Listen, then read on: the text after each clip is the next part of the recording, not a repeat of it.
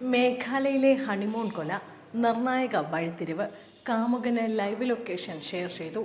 മേഘാലയയിൽ മധുവിധു യാത്രയ്ക്കിടെ നവവരനെ ഭാര്യയും കാമുകനും ചേർന്ന് കൊലപ്പെടുത്തിയ സംഭവത്തിൽ നിർണായക വിവരങ്ങൾ പുറത്ത്. 25-കാരിക്ക് സഹോദരന്റെ സ്ഥാപനത്തിലെ ജീവനക്കാരനും അയൽക്കാരനുമായ 21-കാരനോട് തോന്നിയ പ്രണയമാണ് കൊലപാതകത്തിലേക്ക് നയിച്ചത്.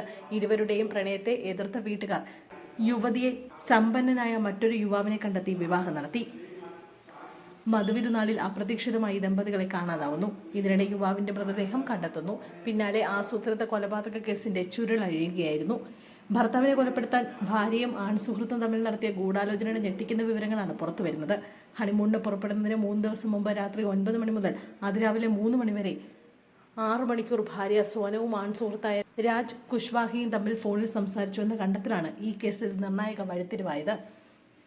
ഹണിമൂണിന് പോകേണ്ട സ്ഥലവും എങ്ങനെ കൊല്ലണം എന്നതടക്കമുള്ള കാര്യങ്ങൾ അന്ന് രാത്രി ഇരുവരും തമ്മിൽ ചർച്ച ചെയ്ത് തീരുമാനിച്ചു.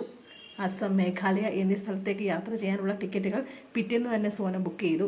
എന്നാൽ മടക്കയാത്രയ്ക്കുള്ള ടിക്കറ്റുകൾ ബുക്ക് ചെയ്തിരുന്നില്ല. കല്യാണത്തിന് ശേഷം പെട്ടെന്നുള്ള ഹണിമൂണിന് ഭർത്താവ് രാജിക്ക് താല്പര്യമില്ലായിരുന്നു. ഭാര്യയുടെ നിർബന്ധത്തിന് വഴങ്ങിയാണ് അയാൾ യാത്രയ്ക്ക് സമ്മതിച്ചത്. വിലപിടിപ്പുള്ള സ്വർണവും മറ്റ് ആഭരണങ്ങളും അണിയണമെന്ന് ഭാര്യയുടെ ആവശ്യവും ഭർത്താവായ രാജി രഘുവംശി സമ്മതിച്ചു. പക്ഷേ ആ യാത്ര ചതി നിറഞ്ഞതാണെന്ന് അയാൾക്ക് മനസ്സിലായില്ല. ഒടുവിൽ ഭർത്താവിനെ വാടക കൊലയാളികൾ കൊല്ലുന്നത് സോനം നോക്കി നിന്നു എന്നാണ് റിപ്പോർട്ടുകൾ.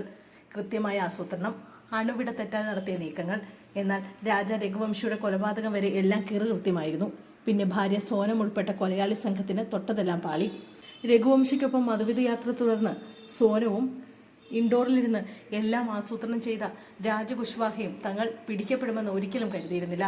കൊലപാതകത്തിൽ നേരിട്ട് പങ്കെടുക്കാതെ എല്ലാം ആസൂത്രണം ചെയ്ത കുശ്വാഹയിലേക്ക് എത്താൻ അന്വേഷണ സംഘത്തിന് ഏറെ പണിപ്പെടേണ്ടി വന്നു. ആസൂത്രിത കൊലപാതകത്തിന്റെ ചുരുളഴിച്ചതാവട്ടെ ടൂറിസ്റ്റ് ഗൈഡായ ആൽബർട്ട് പിടെ നൽകിയ സൂചനകളായിരുന്നു. യുവതി ഫോണിലൂടെ ലൈവ് ലൊക്കേഷൻ കാമുകനെ ഷെയർ ചെയ്തിരുന്നതായാണ് ഒടുവിൽ പുറത്തുവരുന്ന വിവരം. കാമുകൻ ഏർപ്പാടാക്കിയ കൊലയാളികൾ ദമ്പതികൾ സഞ്ചരിച്ചിരുന്ന സ്ഥലത്തെക്കുറിച്ച് കൃത്യമായി മനസ്സിലാക്കിയത് ലൈവ് ലൊക്കേഷനിലൂടെയാണ്. മെയ് 11-ന് വിവാഹിതരായ ദമ്പതികൾ മധുവിധുവിനായി 20-നാണ് മേഘാലയയിലെത്തിയത്. സോനം ലൈവ് ലൊക്കേഷൻ അയച്ചതനുസരിച്ച് കൊലയാളികളും മേഘാലയയിലെത്തി. ഗുവാഹത്തിയിൽ നിന്ന് കൊലയാളികൾ മഴ വാങ്ങി. പിന്നീട് ഷില്ലോങ്ങിൽ ദമ്പതികൾ താമസിക്കുന്ന ഹോട്ടലിനടുത്ത് മുറിയെടുത്തു. ഫോട്ടോ എടുക്കാനായി മെയ് 23-ന് സോനം ഭർത്താവിനെ കുന്നിന് മുകളിലേക്ക് കൊണ്ടുപോയി. കൊലയാളികൾ ഇവർക്ക് പിന്നാലെ കുന്നു കയറി.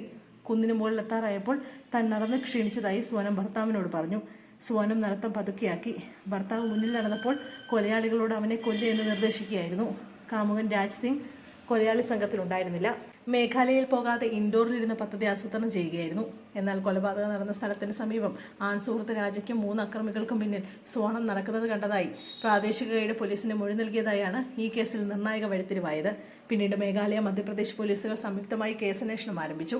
കൊലപാതകം നടന്ന സമയം താൻ മറ്റൊരിടത്തായിരുന്നു എന്ന് സ്ഥാപിക്കാനായി പ്രതി സോനത്തിന്റെ കുടുംബത്തോടൊപ്പം നിന്ന് പോലീസിൽ ദമ്പതികളെ കാണാനില്ല എന്ന പരാതി നൽകുകയും ചെയ്തു. ദമ്പതികളെ തിരിഞ്ഞ് പോലീസ് മേഘാലയയിലെത്തിയപ്പോഴേക്കും രാജ് കുശ്വാഹ ഇൻഡോറിൽ തന്നെ ഉണ്ടായിരുന്നു.